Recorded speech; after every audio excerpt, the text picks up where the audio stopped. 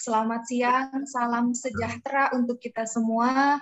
Shalom, Om Swastiastu, Namo Buddhaya, salam kebajikan. Yang terhormat Direktur Pasca Sarjana Universitas Wiraraja, yang terhormat Wakil Direktur Pasca Sarjana Universitas Wiraraja, yang kami hormati juga Kapoldi Magister Hukum Pasca Sarjana Universitas Wiraraja, dosen Pasca Sarjana, dosen pembahas 1 Prof.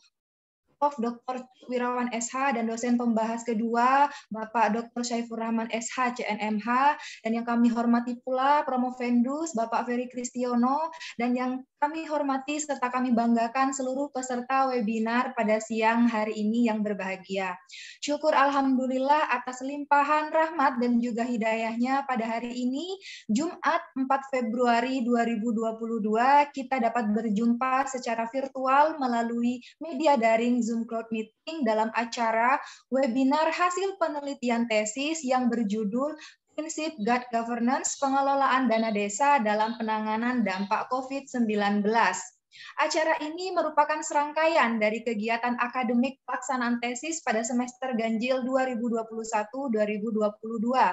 Hasil penelitian tesis dari masing-masing mahasiswa pasca sarjana program studi Magister Hukum wajib diseminarkan secara terbuka untuk dapat dilakukan evaluasi, perbaikan, dan peningkatan mutu hasil penelitian ilmiah berbentuk tesis.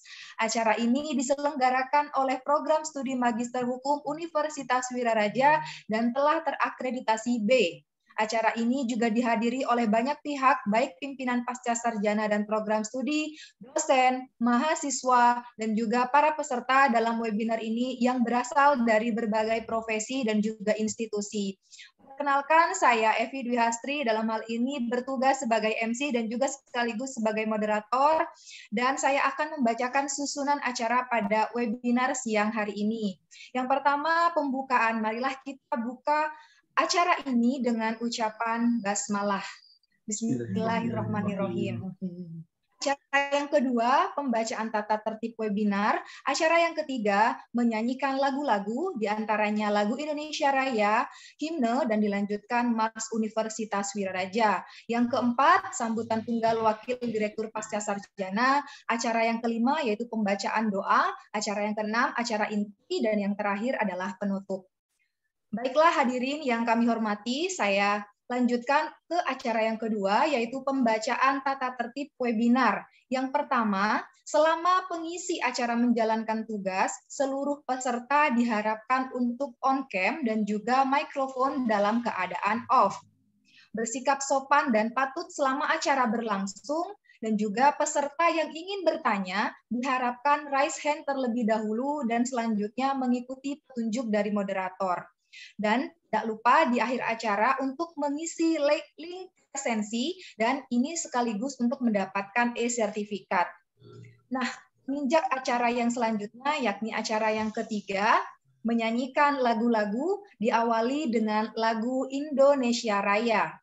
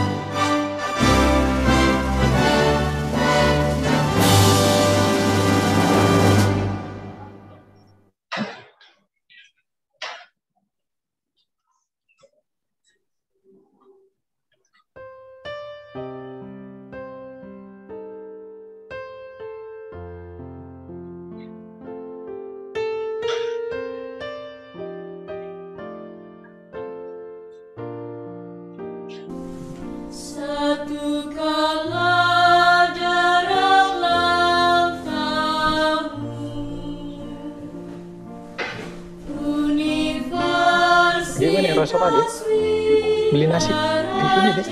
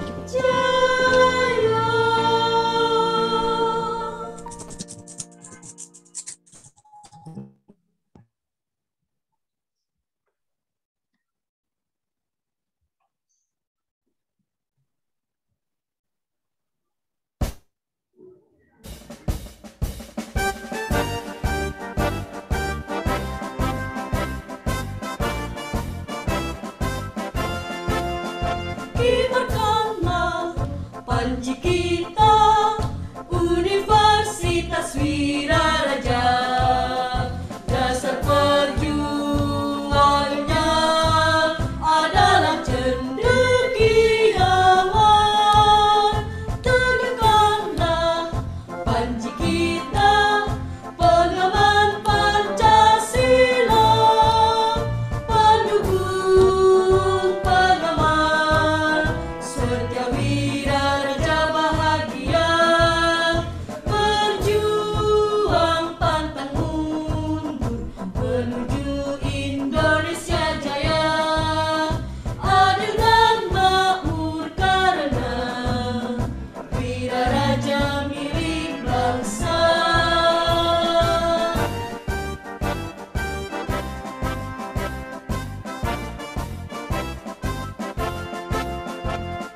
Kibarkanlah panji kita, Universitas Wiraraja.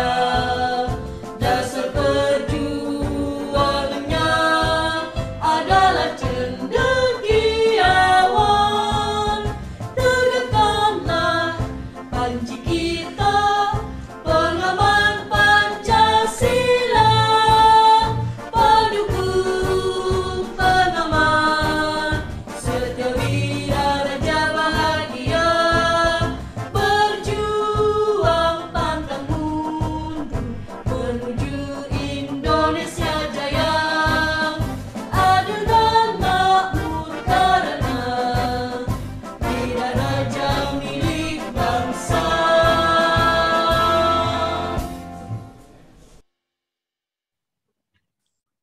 Baik, terima kasih. Selanjutnya adalah sambutan tunggal yang akan disampaikan secara langsung oleh Wakil Direktur Pasca Sarjana, Ibu Dr. Ida Ekawati MP. Mikrofon kami persilahkan. Terima kasih. Mohon izin Pak Saiful, Prof. Cu. Nggih, mohon maaf, ini saya menyampaikan secuil pengantar untuk webinar kali ini. Yang terhormat Rektor Universitas Wiraraja Bapak Dr. Saifur Rahman SHCM MH, yang sekaligus pada kesempatan ini juga menjadi pembahas dalam seminar kali ini. Kemudian yang kami hormati pula Direktur Pasca Sarjana Universitas Wiraraja, Prof. Juk. Mohon maaf Prof. Kemudian yang saya hormati pula para pimpinan Pasca dan juga dosen di Pasca Sarjana, serta para peserta webinar kali ini yang saya hormati pula. Pertama-tama marilah kita panjatkan puji syukur kehadirat Allah Subhanahu wa Ta'ala karena atas limpahan rahmat dan hidayahnya pada siang hari ini, walaupun siang cuaca cukup bagus, kita bisa bertemu walaupun secara virtual dalam keadaan sehat walafiat. Dan tentunya kita juga patut bersyukur juga karena Pasca Sarjana saat ini kembali menyelenggarakan webinar dari hasil penelitian mahasiswa Pasca Sarjana, yang mana ini tadi sudah juga disampaikan oleh Mbak Evi bahwa ini merupakan serangkaian kegiatan di dalam penyelesaian tesis mahasiswa Pasca Sarjana Universitas Wiraraja. Bapak Ibu sekalian yang saya hormati, kegiatan semacam ini digelar tentunya dalam rangka meningkatkan atmosfer akademik, sivitas akademika, dan tentunya juga kita berharap bahwa masyarakat juga bisa memetik ilmu dari hasil penelitian mahasiswa pasca sarjana. Paling tidak ada manfaatnya ya hasil penelitian tesis mahasiswa ini, sehingga bisa menambah wawasan keilmuan bagi sivitas akademika maupun masyarakat. Ini kemudian Bapak Ibu sekalian, tentunya kegiatan ini juga diharapkan bisa diikuti oleh lebih banyak lagi peserta. Mungkin bisa mahasiswa-mahasiswa S1 ini juga bisa dilibatkan dalam seminar semacam ini, dan juga tentunya juga sudah disebar ke masyarakat. Harapan kami di seminar yang akan datang ini juga lebih banyak lagi pesertanya. Selamat kepada ini mahasiswa yang saat ini akan mempresentasikan hasil penelitiannya yang terkait dengan dana desa, yang saat ini tentunya lagi marak ya tentang ini, yang dana desa ini lagi in. Semoga hasil penelitiannya ini bisa memberikan manfaat yang sebaik-baiknya. Saya kira demikian yang bisa saya sampaikan pada kesempatan kali ini. Akhirnya, wassalamualaikum warahmatullahi wabarakatuh. Waalaikumsalam warahmatullahi wabarakatuh. Terima kasih kami ucapkan kepada Ibu Ida Ekawati selaku Wakil Direktur Pasca Sarjana atas sambutan yang diberikan, dan menginjak pada acara yang selanjutnya yakni pembacaan doa yang akan dibacakan oleh Oos Arianto. Mikrofon kami persilahkan. Sebelumnya mohon izin, Pak Sepur, Pak Ansar dan Tidak. Assalamualaikum warahmatullahi wabarakatuh. Marilah kita menundukkan kepala sejenak agar acara hari ini berjalan dengan lancar. Izinkan saya memimpin doa ini dengan acara Islam. Bapak Ibu hadirin sekalian mohon berkenan untuk menyesuaikan sesuai dengan agama dan keyakinan masing-masing. A'udzubillahi minasyaitonir rajim. Bismillahirrahmanirrahim. Hamdan syakirin, hamdan na'imin, hamdan yuwafi ni'amahu yukafi mazid. Ya Rabbana lakal hamdu kama yanbaghi lil jalali wal ikram. Ya Allah, ya Tuhan kami, segala puji untukmu, pemelihara alam semesta. Segala puji atas karunia dan kenikmatan yang Engkau limpahkan kepada kami. Segala puji atas keagungan, segala puji atas kemuliaan-Mu dan kekuasaan-Mu.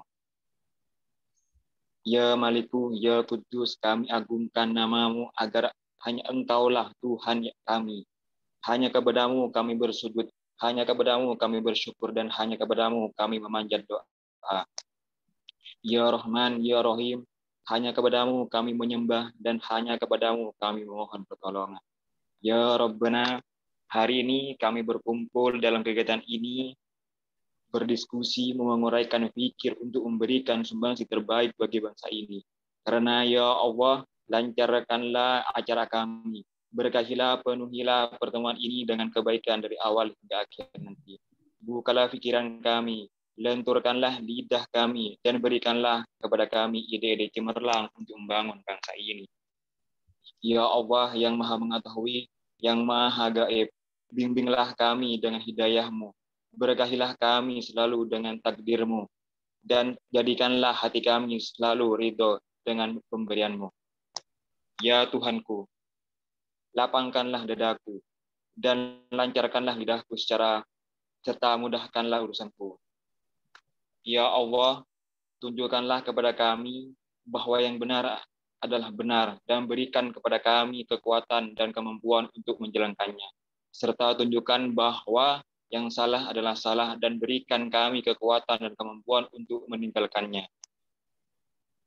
Rabbana atina fid dunya hasanah wa fil akhirati hasanah wa qina adzabannar. Wassalamualaikum warahmatullahi wabarakatuh. Waalaikumsalam. Terima kasih kami ucapkan kepada Saudara Oos Arianto. Baik hadirin yang kami muliakan, kita sekarang sudah menginjak pada acara inti, yaitu acara webinar hasil penelitian tesis dari Promovendus Ferry Kristiono.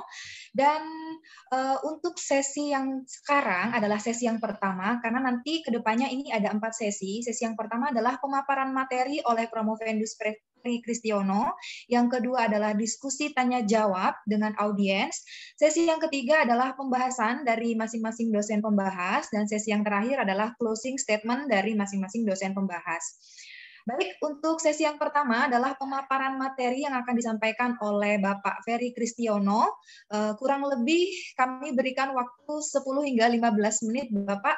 Silahkan untuk share screen materinya dan bisa dimulai presentasinya. Terima kasih, Mbak Evi. Jelas ya, Mbak Evi ya? Ya, Pak. Jelas. Bisa dimulai, Pak. Terima kasih. Assalamualaikum warahmatullahi wabarakatuh. Waalaikumsalam warahmatullahi wabarakatuh.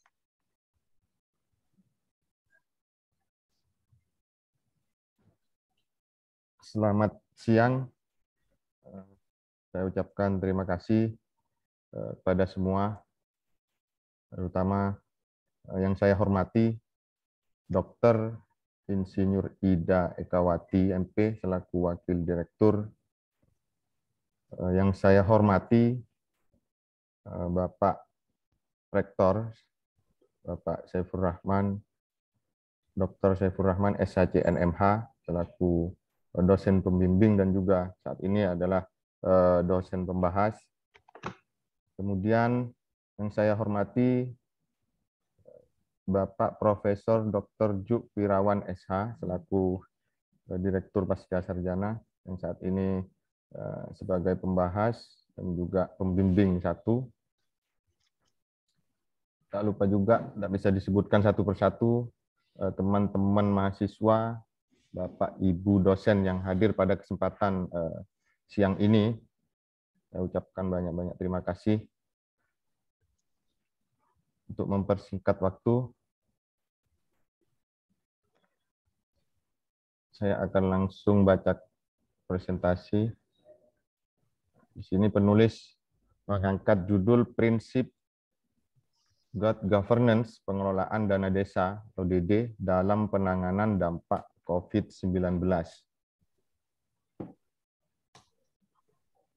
Latar belakang Undang-Undang Nomor 6 Tahun 2014 tentang desa, selanjutnya disebut Undang-Undang Desa, makin memantapkan fungsi dan posisinya posisi pemerintah desa dalam penyelenggaraan pemerintahan di negara Republik Indonesia. Pemerintah desa sebagai badan kekuasaan terendah memiliki wewenang asli untuk mengatur rumah tangganya sendiri.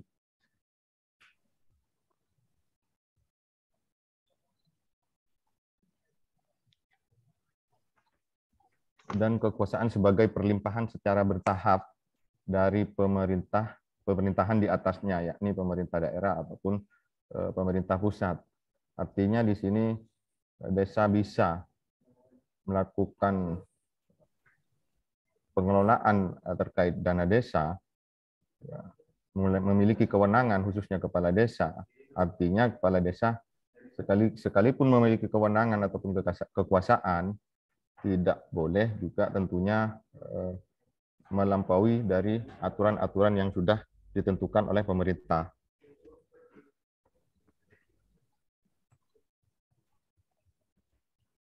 Otonomi desa merupakan hak, wewenang, dan kewajiban untuk mengatur dan mengurus sendiri urusan pemerintahan dan kepentingan masyarakat demi terwujudnya pelaksanaan urusan pemerintahan yang menjadi kewenangan desa dan peningkatan pelayanan serta pemberdayaan masyarakat yang sudah tertuang dalam Undang-Undang Desa. Bahwa desa mempunyai sumber pendapatan yang terdiri atas pendapatan asli desa, bisa disebut juga dengan PADES, bagi hasil pajak daerah dan retribusi daerah, kabupaten atau kota, bagian dari dana perimbangan keuangan pusat dan daerah yang diterima oleh kabupaten atau kota, alokasi anggaran dari anggaran pendapatan dan belanja negara selanjutnya yang disebut APBN, bantuan keuangan dari anggaran pendapatan dan belanja daerah selanjutnya disebut APBD, provinsi dan APBD kabupaten atau kota, serta hibah dan sumbangan yang tidak mengikat dari pihak ketiga. Terlebih pada saat ini, yang lagi benar-benar kita harus waspadai dan harus kita antisipasi adalah sejak dilandanya adanya virus COVID-19, pemerintah desa sebagian dana desa yang dianggarkan untuk penanganan COVID-19 bagi masyarakat desa. Hal ini tertuang dalam Peraturan Menteri Keuangan Republik Indonesia Nomor 94/PMK 07/2021 tentang perubahan atas Menteri Keuangan Desa Nomor 17 PMK.07/2001 tentang pengelolaan transfer ke daerah dan dana desa tahun anggaran 2021 dalam rangka mendukung penanganan COVID Corona virus disease 2019 atau COVID-19 dan dampaknya. Sebagaimana pasal 9 ayat 1, pemerintah daerah menyediakan dukungan pendanaan untuk belanja kesehatan terkait penanganan COVID virus disease 2019 dan belanja prioritas lainnya. Dampak sosial dan ekonomi yang diakibatkan pandemi COVID-19 sangat berpengaruh bagi tingkat kesejahteraan masyarakat. Hal ini disebabkan adanya pembatasan kegiatan ekonomi yang secara makro menurunkan pertumbuhan ekonomi dan menyebabkan banyak orang kehilangan pekerjaan sehingga berpotensi meningkatkan jumlah masyarakat miskin. Pemerintah telah merancang berbagai kebijakan baru dalam rangka menekan penyebaran dan penanganan virus ini. salah satunya dengan diterbitkannya Undang-Undang Nomor 2 Tahun 2020 tentang penetapan peraturan pemerintah pengganti Undang-Undang Nomor 1 Tahun 2020 tentang kebijakan keuangan negara dan stabilitas sistem keuangan untuk penanganan pandemi coronavirus disease atau COVID-19 dan atau dalam rangka menghadapi ancaman yang membahayakan perekonomian nasional dan atau stabilitas sistem keuangan menjadi undang-undang. Dalam rangka menghadapi ancaman yang membahayakan perekonomian nasional dan atau stabilitas sistem keuangan dalam kurung Perpu 1/2020 memberikan instrumen baru untuk meminimalkan dampak pandemi COVID terhadap perekonomian desa. Pasal 2 ayat 1 huruf I peraturan tersebut disebutkan bahwa perlu dilakukan pengutamaan penggunaan alokasi anggaran untuk kegiatan tertentu atau refocusing, penyesuaian alokasi dan atau penundaan dan pemotongan penyaluran anggaran transfer ke daerah dan dana desa dengan kriteria tertentu. Selanjutnya dalam penjelasan Perpu tersebut disebutkan bahwa dimaksud dengan pengutamaan penggunaan dana desa adalah dana desa dapat digunakan antara lain untuk bantuan langsung tunai bagi penduduk miskin di desa dan kegiatan penanganan pandemi COVID. Pengelolaan keuangan desa berdasarkan Peraturan Menteri Dalam Negeri Nomor 113 Tahun 2014 dikelola berdasarkan asas-asas transparansi, akuntabilitas, partisipatif, dan dilakukan secara tertib dan disiplin terhadap anggaran.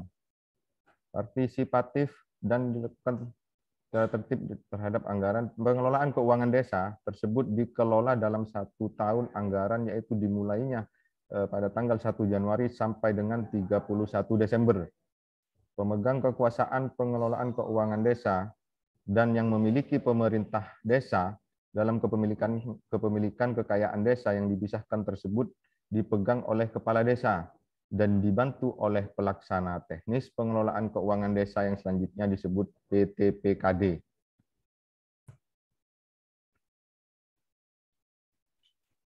Penyelenggaraan dana desa harus mempunyai prinsip good governance dengan menerapkan transparansi, akuntabilitas, dan supremasi hukum. Apabila terjadi penyalahgunaan dana desa dalam penanganan COVID-19, maka masyarakat dapat membuat laporan atau pengaduan dengan pengaduan kepada BPD, Badan Permusyawaratan Desa setempat, serta kepada pemerintah desa atau kecamatan mengenai objek serta perkiraan nilai kerugian yang diselewengkan, dan bisa juga mengadukan kepada sarana pengaduan dan aspirasi yang disebut SAPA di Kementerian Dalam Negeri dalam melaporkan adanya tindak dugaan penyelewengan dana desa.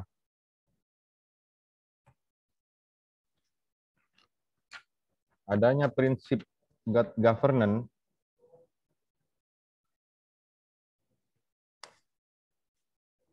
pemerintah desa dalam melaksanakan dana desa dapat dijadikan tolak ukur kinerja dalam melakukan penanganan COVID-19 melalui bantuan langsung tunai dan kesejahteraan masyarakat, sehingga masyarakat dengan adanya dana desa dapat bertahan hidup dalam meningkatkan kesejahteraan hidupnya dan keluarganya tentunya.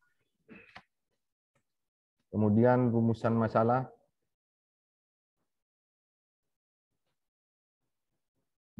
Yang di atas tidak kelihatan.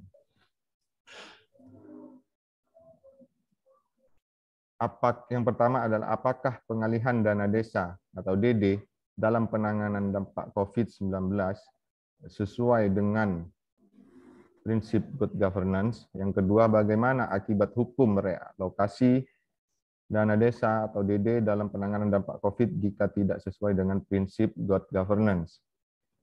Tujuan penelitian yang pertama untuk menganalisis pengalihan dana desa atau DD dalam penanganan dampak COVID-19 sesuai dengan prinsip good governance. Yang kedua, untuk menganalisis akibat hukum realokasi dana desa dalam penanganan dampak COVID jika tidak sesuai dengan prinsip good governance.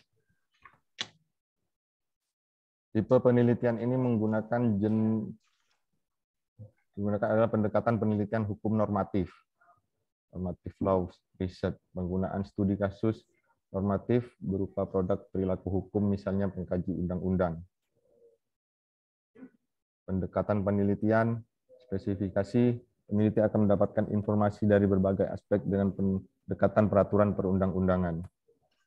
Maaf, Pak Ferry, slide-nya bisa dijalankan, Pak, biar audiens juga bisa paham apa yang dijelaskan dengan apa yang tampil di layar gitu, Pak. Iya, Pak. Iya, Mbak. Share screen-nya lagi itu. Di share screen. Yang share screen ini Pak Ferry sendiri, Pak. Sudah di-share. Nggak masuk ya, Mbak? Nggak masuk ya, Mbak Evi? Sudah saya pijit share screen. Di close aja, Pak. Jangan di slideshow. Kadang nggak bisa. Jangan di slideshow, Pak. Jangan dijalankan di PPT-nya aja, Pak. Waduh. Bisa tampil ya, Mbak? Tampil, Bapak. Silahkan lanjut ke slide. Nah, ini. Udah jalan ini, Pak. Oke. Silakan, Pak, dilanjut. Bahan hukum sekunder yang memberikan penjelasan mengenai bahan hukum primer seperti hasil penelitian, jurnal, hasil karya dari kalangan hukum dan majalah. Bahan hukum tertier yakni bahan yang memberikan petunjuk maupun penjelasan terhadap hukum primer dan sekunder. Contohnya Kamus Bahasa Indonesia, Kamus Hukum, Ensiklopedia, Indeks Kumulatif, dan seterusnya. Mungkin itu saja penjelasan pemaparan dari saya. Terima kasih Pak Ferry atas pemaparan materinya. Kita lanjut ke sesi yang berikutnya. Sebelum diskusi tanya jawab dengan audiens, saya berikan kesempatan yang pertama terlebih dahulu kepada Prof. Dr. Cuk Wirawan untuk membahas materi yang telah disampaikan oleh Pak Ferry. Monggo Prof. Cuk.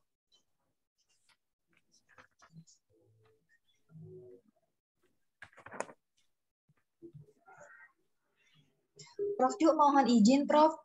Mikrofonnya masih belum dibuka, Prof. Jadi suaranya Prof. Cuk tidak terdengar di sini, Prof.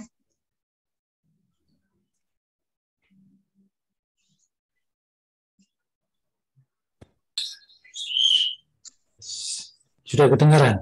Ya, Prof. Enggak, Prof. Bentar, Mas Ferry. Siap. Mas Ferry, saya ingin tanya pribadi dulu ya, boleh? Nggih, Pak. Pribadinya panjenengan. Ya, latar belakang sarjana apa, Mas? Gimana, Bapak? Latar belakang sarjananya sampai apa? SH apa? SH, Bapak. S1 sebelum. S1 SH. Nggih, Pak. Begini ya, Mas Ferry. Jadi kalau mau membuat permasalahan itu, mestinya akan diawali dengan isu hukum. Nggih, Bapak. Kalau isu hukum itu tidak mesti penelitian jenis penelitian kasus, itu hanya untuk contoh saja. Baik, Bapak. Nah, itu tidak harus kasus. Kasus itu tidak bisa dianalisis. Itu hanya sebagai ilmu hukum, tapi sebagai praktisi hukum. Jadi ini bukan kasus ya. Jadi untuk contoh saja. Jadi fakta hukum itu hanya contoh saja. Baik. Nah, dalam membuat rumusan masalah itu biasanya diawali dengan isu hukum.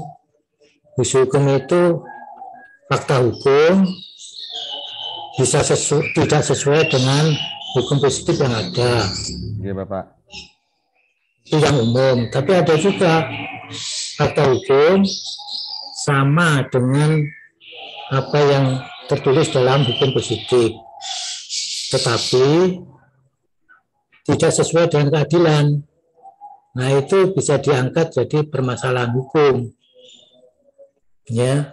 Iya, Bapak. Ada fakta hukum yang tidak sesuai dengan hukum positif, ada fakta hukum yang sesuai dengan hukum positif tapi tidak sesuai dengan keadilan.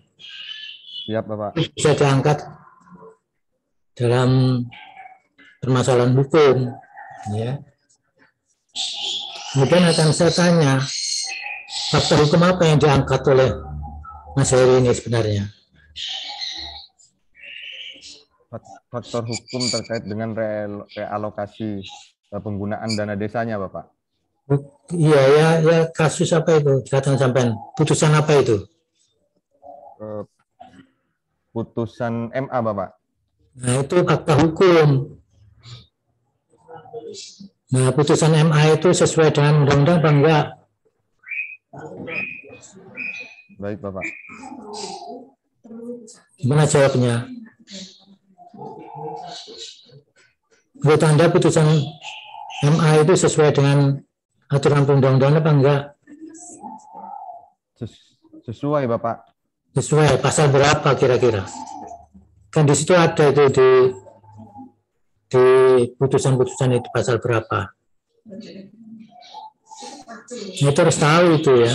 Iya, Bapak. Nah, karena walaupun Mahkamah Agung itu merupakan tingkat peradilan tertinggi, tapi masih bisa dikritisi. Baik. Bisa lewat teori atau bisa lewat pasal-pasal yang lain. Ya. Baik. Itu analisis. Jadi ini misalnya sama dengan Mahkamah Agung sama putusan Mahkamah Agung itu sama dengan apa yang tertera di dalam perundang-undangan. Tapi kasus posisinya bagaimana? Gitu. Yang jadi yang kita lihat itu kasus posisinya, bukan samanya ini. Nah, dari situ akan muncul beberapa kejanggalan-kejanggalan. Pasti ada itu. Iya, Pasti iya. ada. Nah, misalnya aja kita kaitkan dengan keadilan. Kita kaitkan dengan siapa yang melaporkan. Dan begitu. Oke, Pak. Dari masyarakat, apa dari kalau laporan dari masyarakat dapat diyakini bahwa masyarakat itu lebih tahu karena dia yang ada di desa itu. Nah, itu ya mestinya. Oke, Pak. Terus saya tanya yang lain. Saya tanya kaitannya dengan itu. Ada pengalihan alokasi anggaran enggak? Ada, Bapak. Dari mana ke mana itu? Dari anggaran apa ke anggaran apa? Yang di Putusan itu ya, Pak? Di putusan, nggih, Pak. Iya.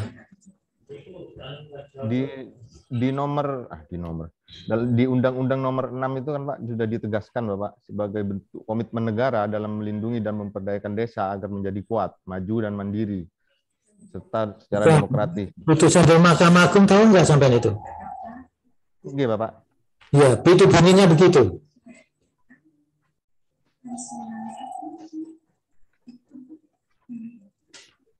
Saya ulang ya, Mas Ari. Kan ada putusan Mahkamah Agung. Iya, Pak. Yang putusannya itu mengatur pengalian alokasi anggaran tentang apa? COVID ke non-COVID, apa non-COVID ke COVID? Antara alokasi dasar yang sebelum COVID, Pak, menjadi alokasi COVID itu, Pak. Nah, itu yang benar. Lalu mungkin Mas Ari bisa cari adil nggak itu, misalnya seperti itu. Iya, Pak. Salah itu bukan masalah, tapi yang penting latar belakang pendapat sampean itu yang dipentingkan. Apa dasarnya sampean menyalahkan Mahkamah Agung? Bukan masalah benar dan salah, tapi latar belakangnya ini yang dicari. Ya, karena Mahkamah Agung juga orang. Iya, Pak. Ya. Nah, itu kalau nanti melakukan penelitian di S3 semacam itu ya. Mudah-mudahan sampai ke S3. Amin, Bapak. Nah, sekarang coba ceritakan bagaimana itu putusannya Mahkamah Agung itu.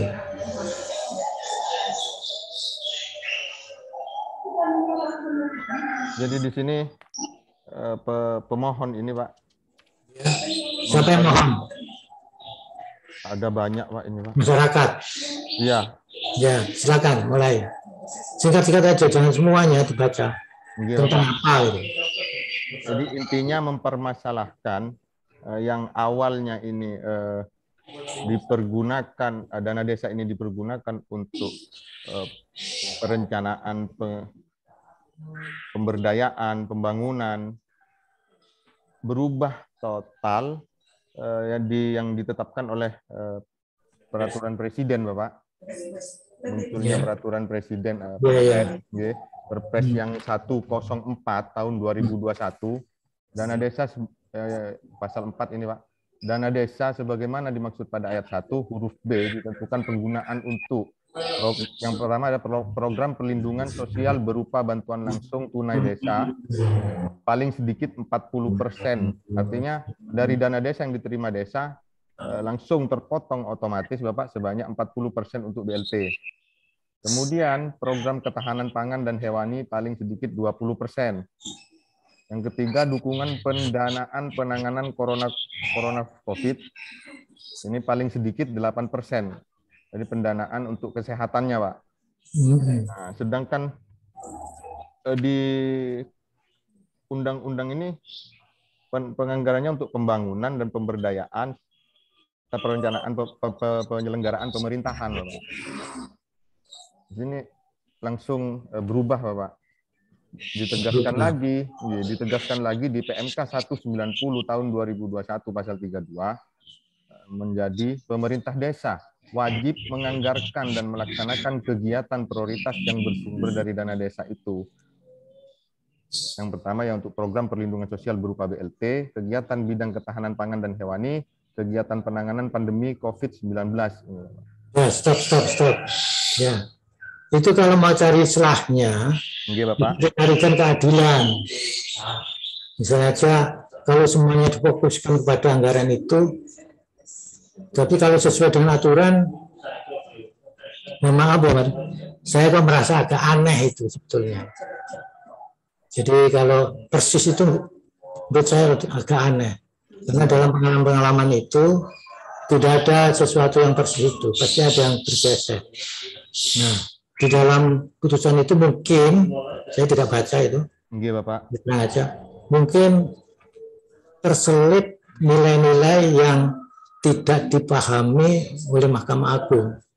Misalnya aja ya, kemiskinan rakyat yang mestinya dapat dana apa itu namanya itu bantuan sembako tidak berjalan misalnya, itu akan lebih mematikan apabila semuanya posnya dimasukkan ke dalam anggaran COVID.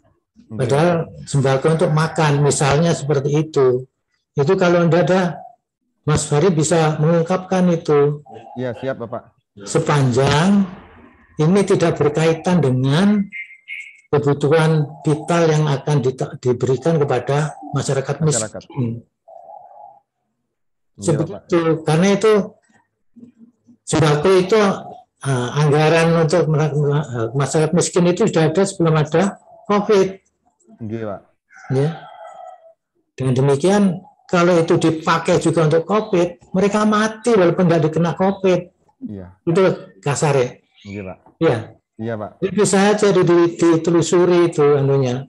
Ya. Iya, Bapak. Logika hukumnya itu kan logika hukum.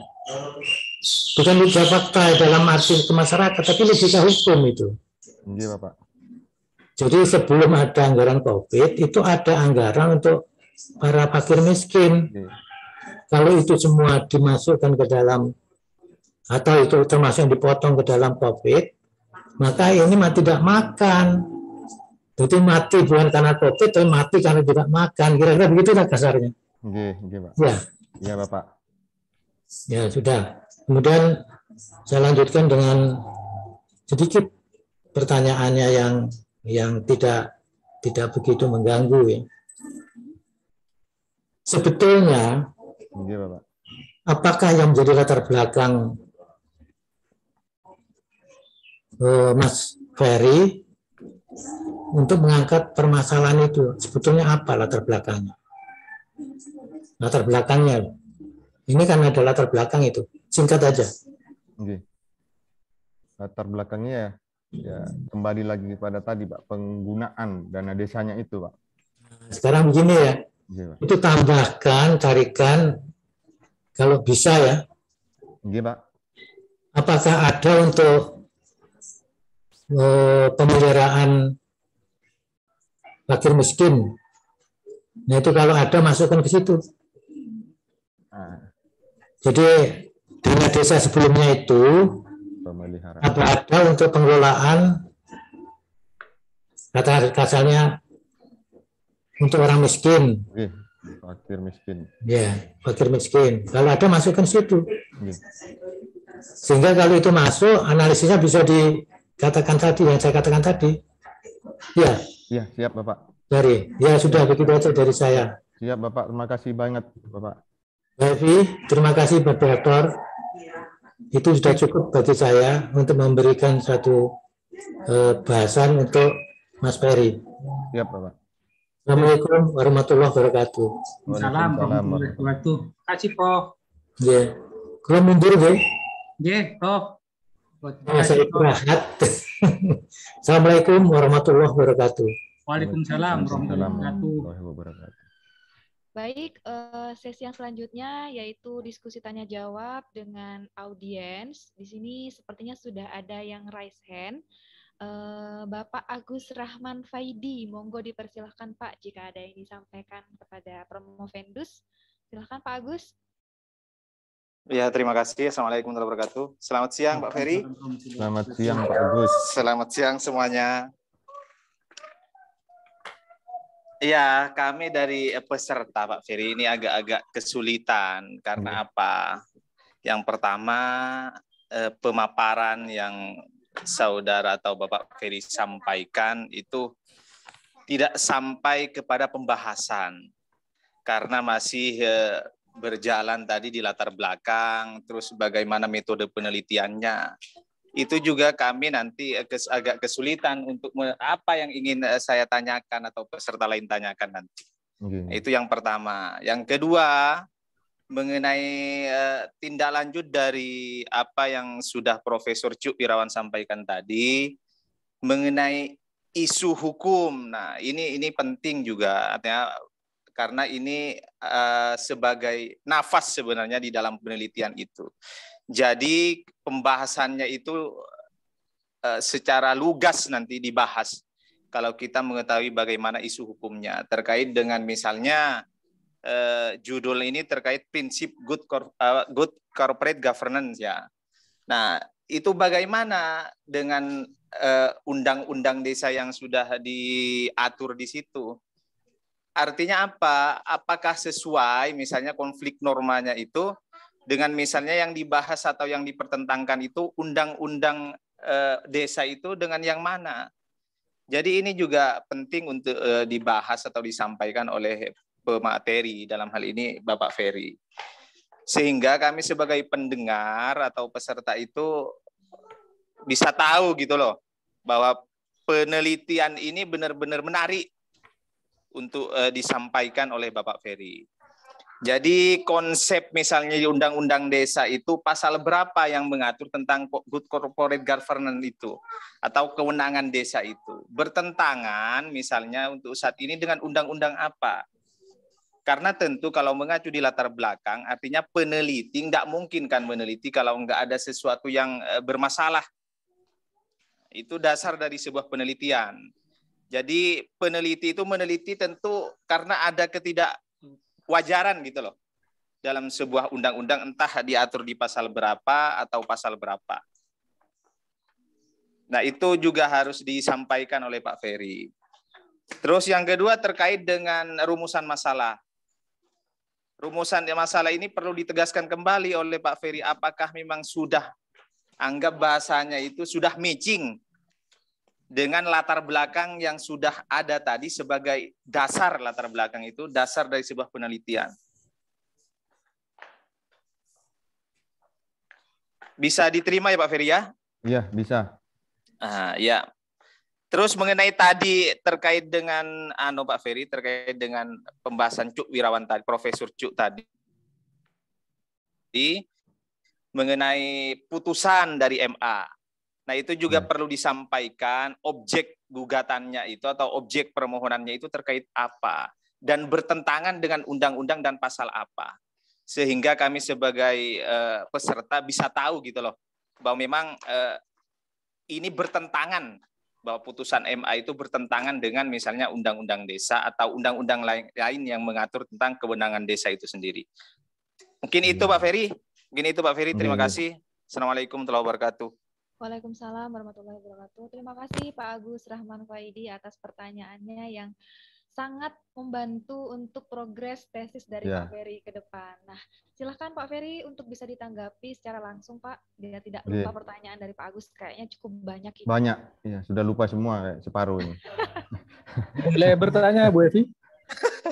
Oke, sebentar ya Pak Lukman. Semangat Kang, semangat Kang. Saya artinya biar diskusi ini hidup gitu loh Kang.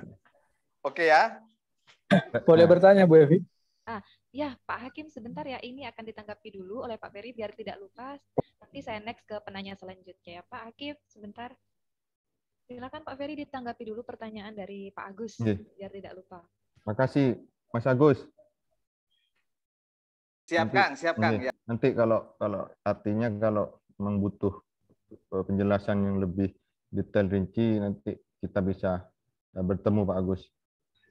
Bisa langsung baca hasil tesisnya aja Pak Agus. Intinya di sini Pak Agus, antara Undang-Undang Nomor 6 yang sudah jelas Pak, di sini bentuk komitmen negara bahwa pengelolaan dana desa itu diberlakukan untuk penganggaran pembangunan, perencanaan pemerintah, pemberdayaan masyarakat. Kemudian bergulirnya waktu sampai muncul yang namanya peraturan presiden 104 tadi yang sudah saya bacakan tahun 2021, berubah total Pak Agus, ya. Berubah total penggunaannya sampai sebesar menyentuh 40% untuk perlindungan berupa BLT yang harus diberikan kepada masyarakat, 20% untuk penanganan ketahanan hewani, dan kemudian untuk penanganan COVID-nya sendiri. Mungkin itu Pak Agus yang menjadi titik berat pada tesis saya Pak Agus. Nanti bisa ketemu Pak Agus biar tambah rapat ini tesis saya Pak Agus. Kayaknya Pak Agus paham ini. Biar tambah enak tesis saya ini Pak Agus. Mungkin itu saja Pak Agus. Oke, siap. Pak Ferry, bisa saya sanggah Pak Evi ya? Oke, silahkan Pak Agus. Iya Pak Ferry, iya. Jawabannya begitu sederhana sekali Pak Ferry ya? Iya sederhana. Iya. Kalau kita buat ribet Pak Agus, iki gak mari-mari Pak Agus. Oke. Iya, tapi saya sebagai peserta juga ingin diskusi ini hidup Pak Ferry gitu loh. Ini sudah hidup Pak Agus. Artinya Pak Ferry harus bisa menjelaskan terkait pertentangan pasal itu loh. Artinya kan ini begini, BLT ya sekarang yang anggap yang dijelaskan di PMK itu atau misalnya anggap tadi Undang-Undang Nomor 2 tahun 2020 kayaknya ya. Nah, terkait refocusing atau pengalihan yang misalnya anggap sekarang berubah total, posnya itu kan jelas berubah. Nah, itu diatur di apa? Apakah di PMK kah atau di aturan atau di undang-undang lain? Yang artinya bahwa refocusing itu bertentangan sebelumnya dengan undang-undang desa gitu loh. Iya Pak Agus, ya Pak Agus. Iya, nah itu terkait refocusing itu diatur di apa Pak Ferry? Mungkin di undang-undang apakah yang sekarang terkait yang mengatur tentang kebijakan ekonomi terkait COVID ini loh? Atau mungkin di PMK atau peraturan Menteri Keuangan atau peraturan desa atau peraturan Menteri Desa juga mengeluarkan terkait refocusing itu atau pengalihan mekanisme penyaluran dana desa. Dana desa ya. Iya. Nanti saya masukkan Pak Agus ya. Oh, siap Pak Ferry. Mungkin itu Pak Ferry ya. Siap Pak Gus, terima kasih Pak Gus. Siap apa Pak. Mau ditanggapi lagi Pak Ferry atau lanjut ke penanya yang kedua? Lanjut aja Mbak Evi. Oke. Sudah paham maksudnya Mas Agus. Baik, untuk penanya yang kedua ini yang resen Pak Absoril, silahkan Bapak ada yang ingin disampaikan mungkin Pak. Terima kasih dari moderator yang terhormat Pak Saifur Rahman sebagai pembahas, Prof. Cu dan pimpinan Paskah yang ada. Mas Ferry, ini Bapak. masukan dari saya ya, masukan Siap. dari saya. Ini jangan diartikan nanti masukan rekan-rekan semua, saya maupun tadi dari pembahas itu menjadi beban ke Mas Ferry, tapi dijadikan masukan supaya nanti penulisan tesisnya itu lebih bermutu lagi, Mas Ferry ya. Siap, siap Bapak. Jadi biar jangan dijadikan beban itu nanti. Jadikan semangat malah itu ya. Oke, siap. Amin. Saya ingin memberikan masukan. Memang yang saya lihat dari tadi dari awal sampai barusan penulisan tesis Mas Ferry itu memang letaknya ada di kekurangan di isu hukum, di latar belakangnya itu masih belum tampak gitu loh. Karena isu hukum itu kan banyak, ada norma samar, ada konflik norma kan macam-macam itu ya, ada out of date dan lain sebagainya. Di dalam latar belakang itu Mas Ferry, di latar belakang itu seharusnya itu kalau kita bercerita latar belakang itu dimulai dulu dari umum ke khusus. Jadi cerita dulu dari umum ke khusus. Dan di latar belakang itu ada mengandung, kalau saya bilang itu mengandung aspek filosofisnya ada, aspek teoritisnya ada, historisnya ada, yuridisnya ada, juga sosiologisnya ada. Jadi Mas Ferry itu ketika cerita sosiologis, cerita tentang teoritis, tentang filosofisnya, saya yakin isu hukumnya pasti tampak sudah di sana. Tapi dari tadi saya lihat juga aspek filosofis, teoritis, historisnya, yuridis maupun sosiologisnya belum ada di mana itu di latar belakang tadi. Sehingga ditanyakan oleh pembahas tadi sama Prof. Cu. Iya, kemudian ditanyakan juga sama siapa itu Mas Agus tadi langsung ya. Jadi memang kalau saya bilang penelitian hukum itu lebih pada isu hukum yang lebih konkret di sana, Mas Ferry. Kekuatannya di sana. Makanya ada keunikan nanti yang perlu dibahas sehingga larinya nanti ke rumusan masalah ya, gitu Mas Ferry ya. Siap, Bapak. Siap, Pak. Jadi di rumusan masalah pun itu nanti harus menjawab dogmatiknya sebagai apa, teorinya sebagai apa, nanti filosofisnya sebagai apa, itu bisa dijawab semua sehingga Mas Ferry itu ketika membahas di pembahasan itu lebih gampang lagi. Ini yang pertama Mas Ferry. Saya ada 3 Mas Ferry. Kemudian yang kedua ada saya nggak tahu ya tadi Mas Ferry, saya tidak membaca lebih lanjut. Saya tanya saja, apakah di bab 2 ya itu ada landasan teori atau penjelasan konsepnya? Karena nanti saya pengen tahu juga teori apa yang akan dipakai untuk membahas rumusan masalah Mas Ferry gitu. Karena anggap teori itu adalah pisaunya, pisau analisisnya. Mas Ferry mau membelah atau membuat sesuatu, pisaunya nanti nggak cukup atau nggak mampu untuk membahas ke sana. Gitu. Masalahnya apa? Nanti teorinya nggak bisa dipakai. Misalkan mau pakai teori keadilan miliknya John Rawls atau Aristoteles atau Prof. Teguh atau miliknya Aquinas atau siapa, itu bisa dipakai oleh Mas Ferry. Itu hanya masukan. Kalau memang nanti ada di landasan teori dimasukkan. Iya, dan biasanya di landasan teori juga itu di bawahnya itu dijelaskan juga ini akan membahas yang mana gitu. Membahas rumusan masalah yang mana. Mau menganalisis atau menemukan yang mana itu Mas Ferry. Iya, baik, Bapak. Itu yang kedua. Yang ketiga di metode Mas Ferry, pendekatannya. Saya tanya dulu, pendekatannya pakai apa Mas Ferry? Pendekatan masalah gitu, Pak? Ya. Di sini pendekatan masalah dalam penulisannya menggunakan pendekatan undang-undang stated approach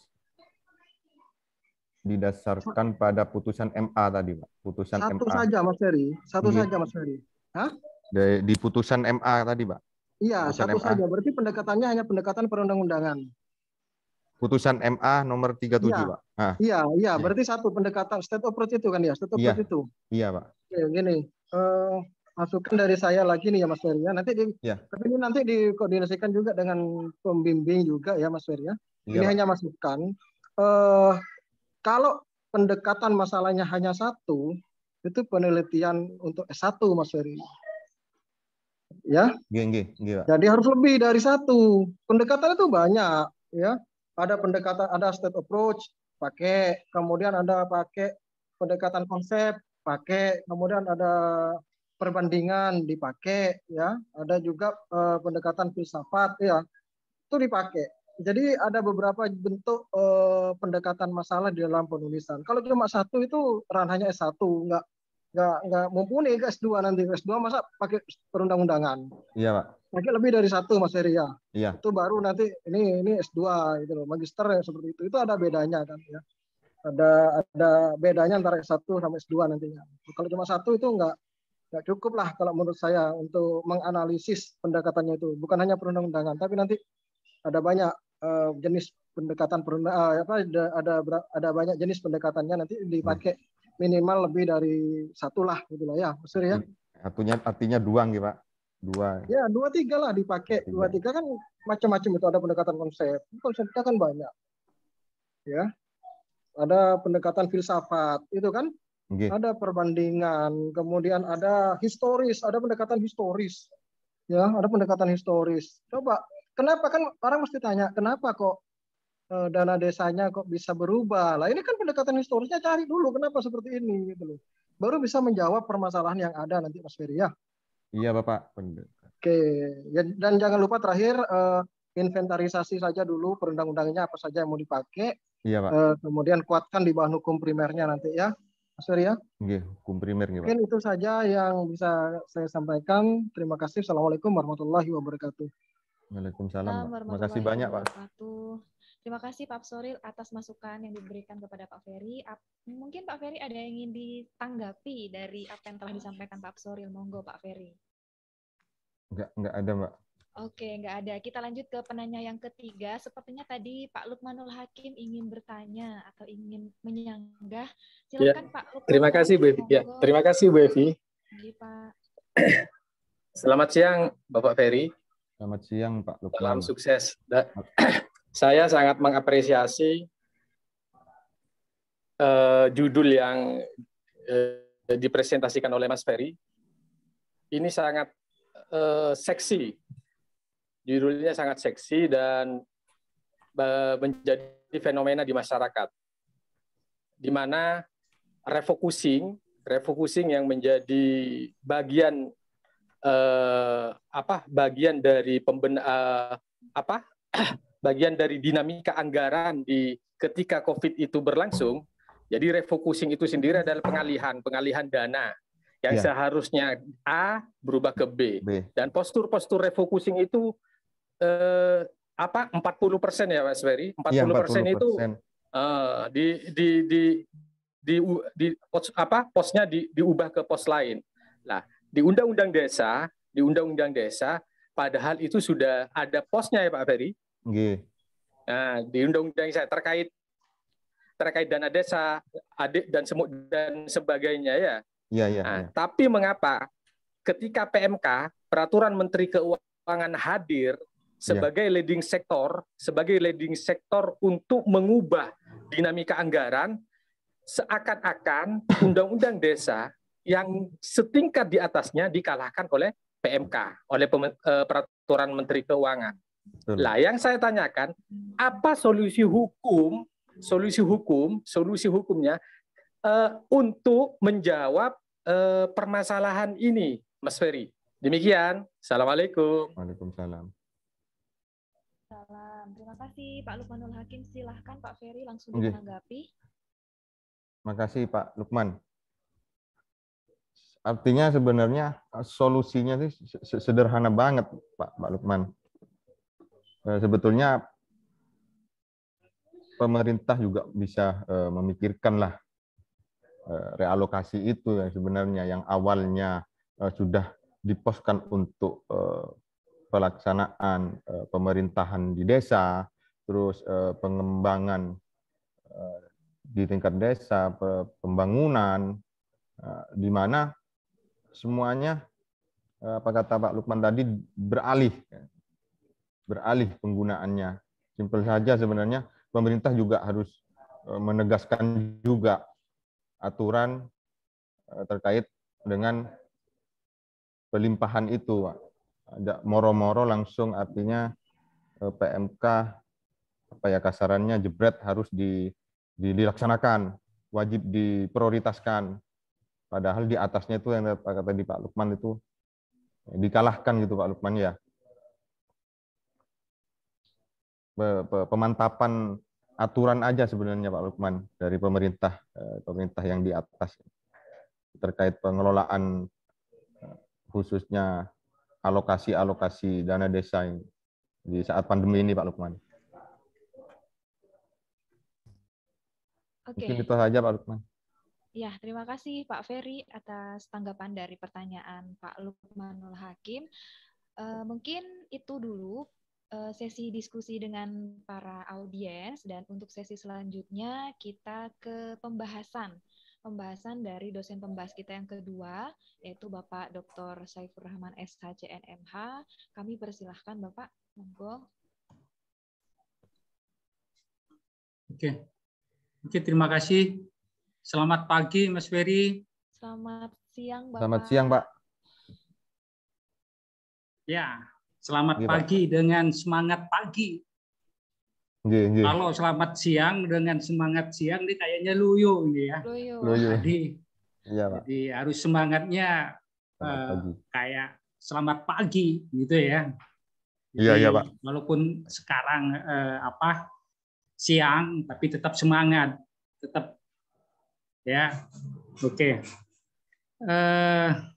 Tadi saya banyak udah mendengar apa itu yang disampaikan oleh audien tadi, Mas Agus Rahman, Mas Lukmanul Hakim, termasuk Pak Absuril Fitri, gitu ya. Ini Mas Ferry ini sudah kena fok kanan fok kiri itu sudah dari Prof Cuk tadi sudah agak ini ya. Ditambahin tadi Pak Absuril tambahin. Jadi makanya saya tadi harus selamat pagi ini ya, mudah-mudahan. Tetap semangat. Sebetulnya semangat Pak.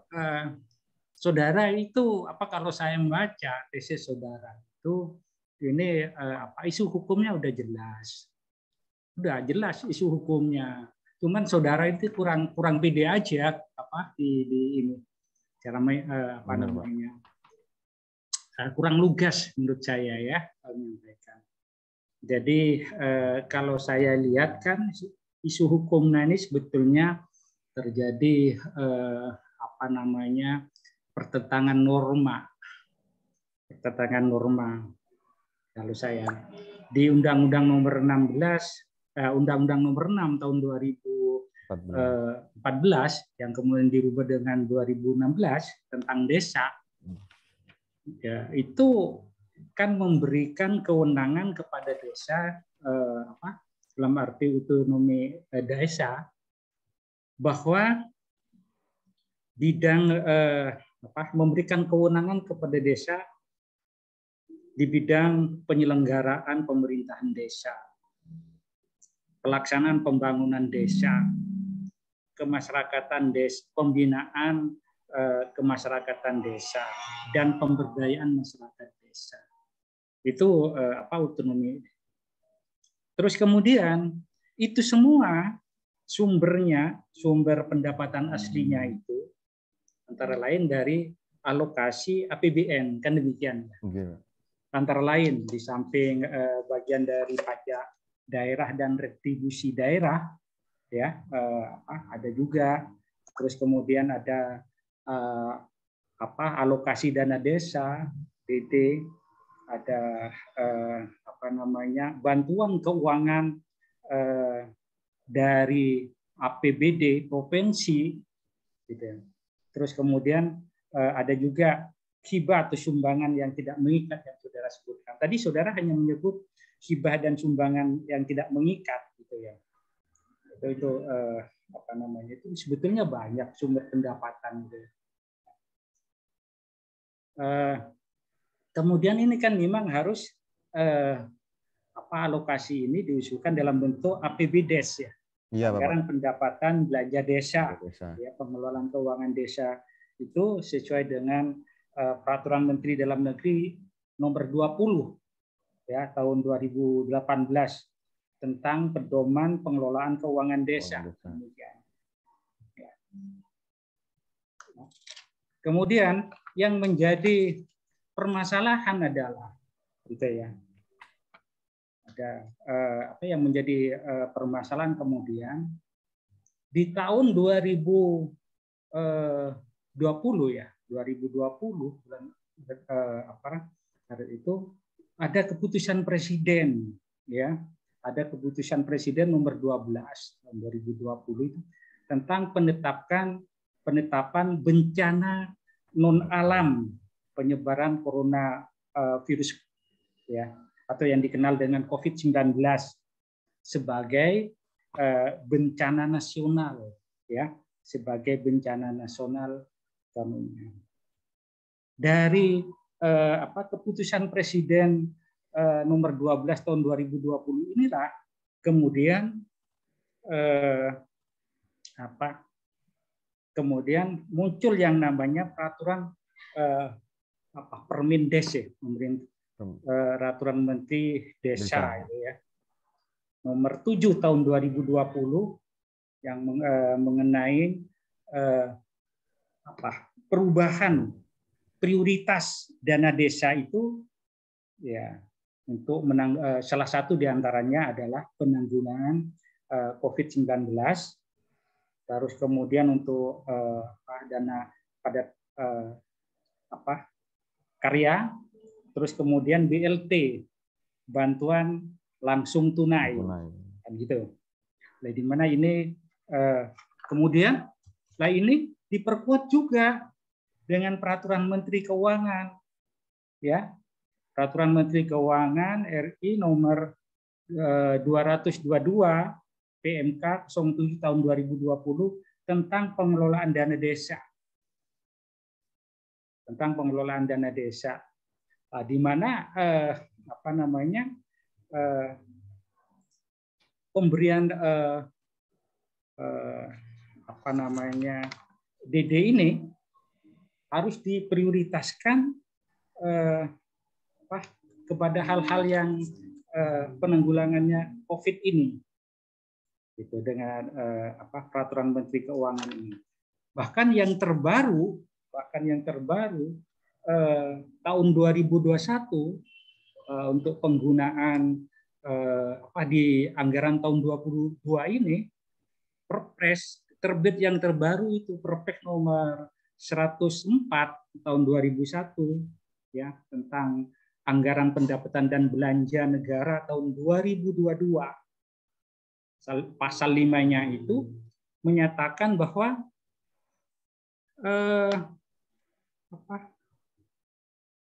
penyusunan dana desa itu dimaksudkan penggunaannya untuk BLT 40%, program perlindungan sosial atau BLT itu 40%.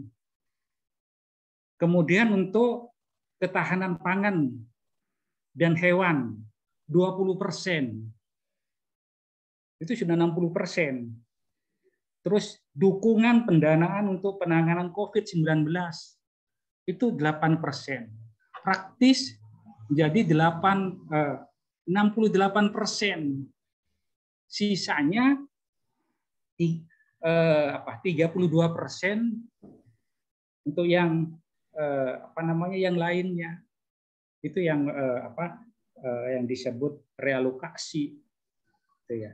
Dari yang seharusnya untuk penyelenggaraan pemerintahan desa, terus pelaksanaan pembangunan desa, pembinaan masyarakat desa, dan pemberdayaan masyarakat desa, ya 100% untuk itu, kemudian dipotong 68% untuk BLT untuk ketahanan pangan dan penanganan COVID yang 68%. Praktis untuk pengembangan desa itu tinggal 32%. Ini di sini. Ini memang kalau saya lihat memang terjadi ada fakta hukum, yang walaupun itu sesuai dengan sesuai dengan hukum positif, tetapi fakta hukum itu tidak sesuai dengan rasa keadilan, ya. Nah, ini yang perlu dikritisi lebih lanjut. Kemudian ada beberapa masyarakat yang merasa terganggu. Ada masyarakat yang merasa terganggu dengan kebijakan pemerintah ini, mencoba untuk menggugat melalui Mahkamah Konstitusi, ya, yang dikenal dengan putusan tadi itu yang saudara sebut, putusan MK nomor 47, ya, PUU garis datar 18 tahun 2020. Nah, sayangnya memang putusan ini, gitu ya, putusan ini menguatkan kebijakan pemerintah itu. Jadi gugatan dari masyarakat yang merasa dirugikan itu tadi, ya, diabaikan oleh putusan Mahkamah Konstitusi ini. Nah, padahal di situ, ya, padahal memang di putusan Mahkamah Konstitusi ini bahkan kepada itu tadi, keputusan Presiden nomor 12 tahun 2020 itu, ya, yang tentang penetapan bencana non alam penyebaran corona COVID itu sebagai bencana nasional. Cuman kan kalau kita kembali kepada konstitusi kita,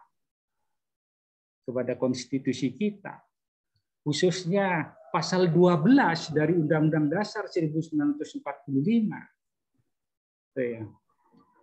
Untuk itu di situ pasal 12 menyatakan bahwa keadaan bahaya, Presiden bisa menyatakan dalam keadaan bahaya. Syarat-syarat dan akibatnya keadaan bahaya itu harus ditetapkan dengan undang-undang. Itu pasal 12 dari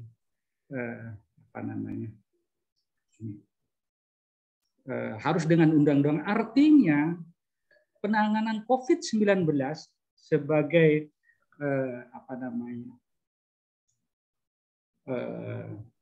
yang sebagian dananya dialihkan dari dana desa itu, harusnya kalau memang itu dianggap keadaan bahaya, harus dengan undang-undang, ya, bukan dengan perpres. Itu bukan dengan perpres. Ya.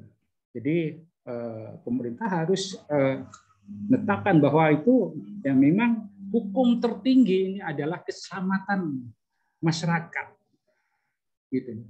Memang keselamatan masyarakat itu hukum yang tertinggi, yang utama. Dan ini yang bisa mengalahkan konstitusi pun. Tetapi harus itu syarat-syarat dan akibatnya dari keadaan bahaya itu harus ditetapkan dari undang-undang. Harus melalui undang-undang, bukan perpres. Itu kemudian pengalokasian dana itu juga kalau mengacu kepada Undang-Undang Dasar 45 juga pasal 23, ya, pasal 23 ayat 1 dari Undang-Undang Dasar 45, pengalokasian keuangan itu juga harus ditetapkan dengan undang-undang. Harus ditetapkan dengan undang-undang. Ya. Demikian juga pasal 28D ini yang Undang-Undang Dasar hasil amandemen itu seperti tadi yang disampaikan oleh Prof. Cuk. Jadi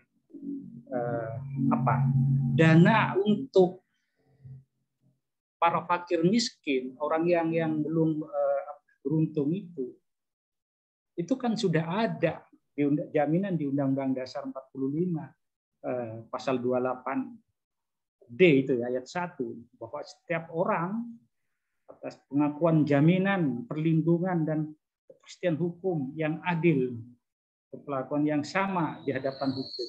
Pasal 24. Dana itu sudah ada. Kalau itu dialihkan itu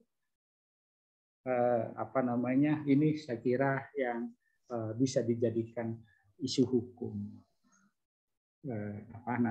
Walaupun isu hukumnya itu antara fakta hukum, ya, itu sesuai, katakanlah sesuai dengan hukum positif, apalagi tidak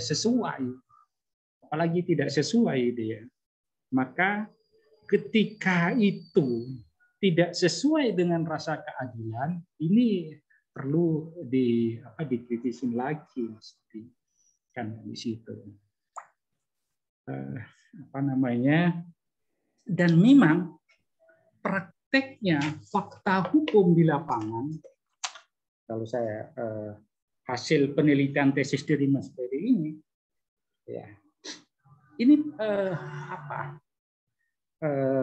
tadi itu pengalihan untuk realokasi dana desa itu menimbulkan hal-hal yang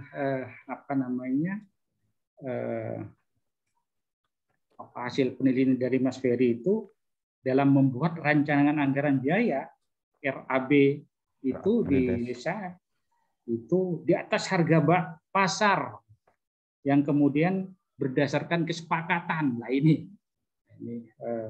tidak dibahas melalui perdes. Kemudian kepala desa mempertanggungjawabkan pembiayaan pembangunan fisik dana desa, padahal sumbernya dari sumber lain. Nah ini kan juga agak penyimpangan. Ada juga temuan meminjam sementara dana desa dengan memindahkan dana ke rekening pribadi di kemudian yang tidak dikembalikan. Itu ada kasus-kasus yang kayak gitu. Belum lagi adanya pemotongan dana desa oleh ya, adanya. Nah ini merupakan dampak dari refocusing itu tadi, ya, termasuk markup pembayaran honorarium perangkat desa dan sebagainya. Nah ini hal-hal yang dampak dari itu tadi yang perlu dibahas lebih dalam oleh Promovendus saudara Mas Ferry itu seharusnya. Masih banyak yang perlu dieksplor lagi dari dari materi ini, ya, untuk sampai nanti bisa layak jadi tesis gitu ya. Sementara dari saya itu aja dulu gitu ya. Itu aja dari saya dulu.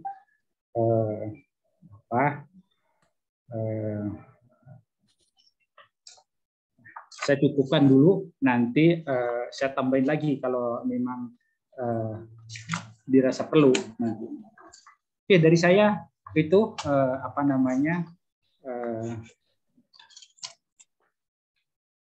dari saya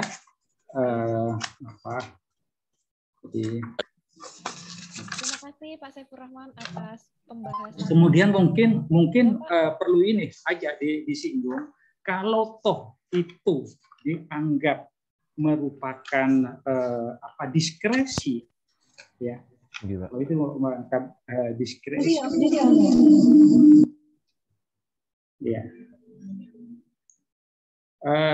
Apakah diskresi itu perlu diperhatikan juga? Diskresi itu tidak boleh melampaui wewenang dan harus sesuai dengan prosedur. Ya. Artinya di sini harus ada legalitas kewenangan, ada legalitas prosedur, dan ada legalitas substansinya. Ya.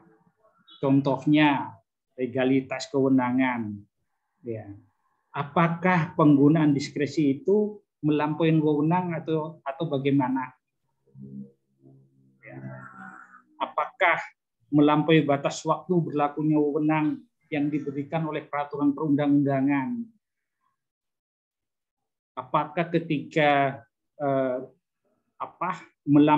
melampaui batas wilayah berlakunya wewenang yang diberikan oleh peraturan perundang-undangan, itu legalitas. Ya, apakah sesuai dengan prosedur diskresi? Terus kemudian apakah diskresi itu tidak mencampur adukan kewenangannya? Yang dimaksud mencampur adukan itu di sini menggunakan diskresi tidak sesuai dengan tujuan kewenangan yang diberikan. Itu asas spesialitasnya. Ya. Nah ini kalau kalau ditarik kepada diskresi itu, apakah diskresi itu sudah sesuai dengan asas-asas umum pemerintahan yang baik? Ya, gitu. Artinya akibat hukum yang ditimbulkan menggunakan diskresi tersebut. Itu saya kira pembahasan dari saya. Mudah-mudahan dengan pembahasan itu menambah semangat atau saudara dapat menemukan penajaman-penajaman dari tesis yang saudara lakukan penelitian. Terima kasih. Terima kasih Pak Saifur Rahman atas pembahasan yang telah diberikan kepada penelitian tesis Bapak Ferry Kristiono. Saya rasa masukan-masukan baik dari dosen pembahas, dari audiens juga saya harapkan dan kami juga mengharapkan yang sebesar-besarnya Pak Ferry dapat menyerap semuanya dan mengaplikasikan saran-saran semua yang telah disampaikan tadi di dalam tesis Bapak hingga nanti pada sidang akhir tesis. Oke, untuk sesi yang selanjutnya karena kita sudah mau hingga pada penutup acara, jangan lupa untuk teman-teman di sini mengisi link presensi nanti akan mendapatkan e-sertifikat dan monggo kalau misalnya ada audiens yang ingin bertanya, sekali lagi saya buka sesi pertanyaan. Kalau tidak ada, langsung saya closing statement dari dosen pembahas. Monggo, dipersilakan jika ada yang ingin bertanya.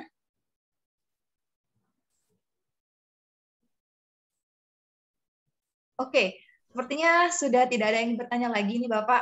Langsung saja Pak Saifur untuk closing statement. Berhubung di sini Prof. Cuk sudah keluar terlebih dahulu tadi di awal, langsung saja closing statement-nya terhadap hasil dari tesis Pak Ferry ini bisa dilanjutkan atau bagaimana Pak? Monggo dipersilahkan Pak.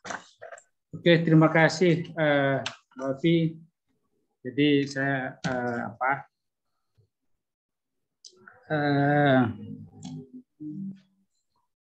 jadi terhadap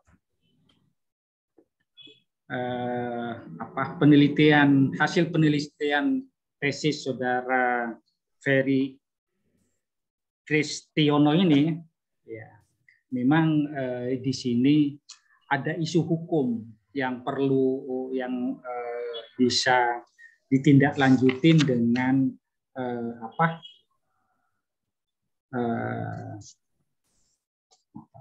permasalahan. Ya. Isu hukumnya yaitu adanya pertentangan norma. Pertentangan norma antara Undang-Undang Nomor 6 Tahun 2014 yang kemudian dirubah dengan Undang-Undang sama tahun 2016-nya tentang desa, ya, dengan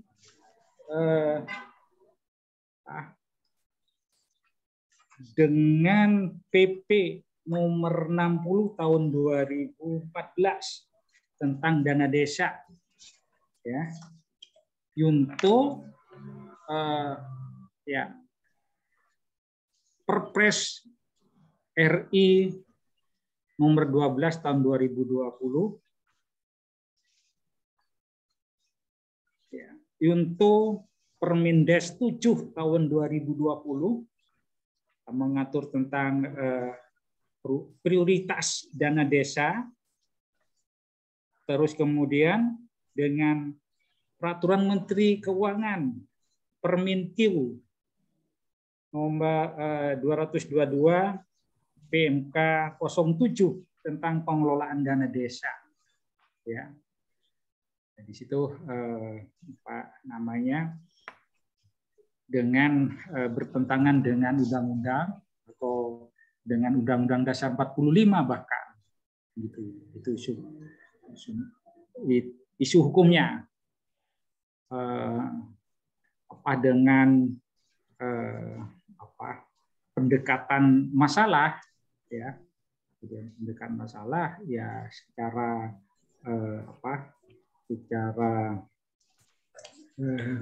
pendekatan masalahnya peraturan perundang-undangan dan pendekatan kasus, khususnya putusan Mahkamah Konstitusi nomor 47 PUU angka Romawi 18 tahun 2020, ya, itu pendekatan kasusnya. Nah, jadi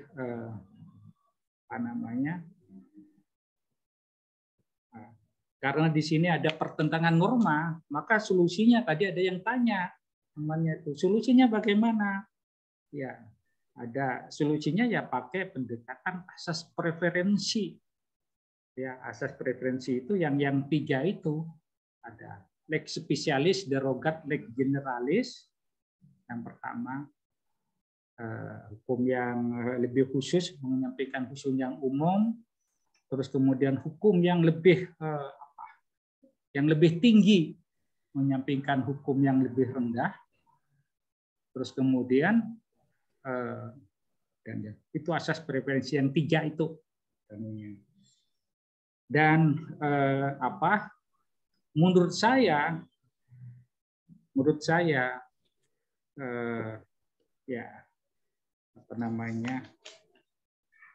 penelitian tesis yang Saudara Ferry lakukan ini, yang sekarang diseminarkan ini, layak untuk ditingkatkan menjadi tesis. Itu dari saya, closing statement dari saya. Terima kasih. Baik, terima kasih penyampaian closing statement oleh Bapak Dr. Syaifur Rahman. Dan inilah kita sampai di akhir acara Bapak Ferry Kristiono sebagai promovendus pada webinar kita kali ini. Dan saya ucapkan selamat kepada Bapak Ferry Kristiono.